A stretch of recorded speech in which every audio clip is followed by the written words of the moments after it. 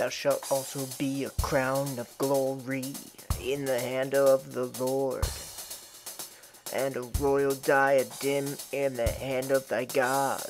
Thou shalt no more be termed forsaken, neither shall thy land any more be termed desolate, but thou shalt be called Hephzibah, and thy land Beulah. For the Lord delighteth in thee, and thy land shall be married.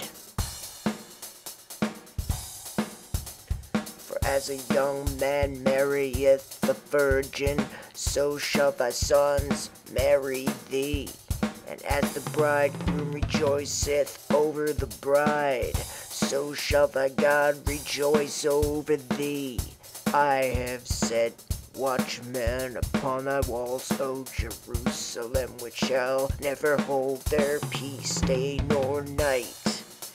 Ye that make mention of the Lord, keep not silence, and give him no rest, till he establish and till he make Jerusalem a praise in the earth. The Lord hath sworn by his right hand, and by the arm of his strength, surely I will no more give thy corn to be meat for thine enemies, and the sons of the stranger shall not drink thy wine.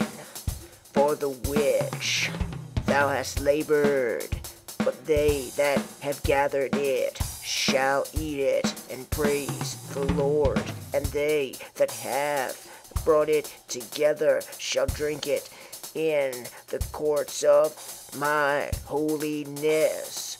Go through the gates, prepare ye the way of the people.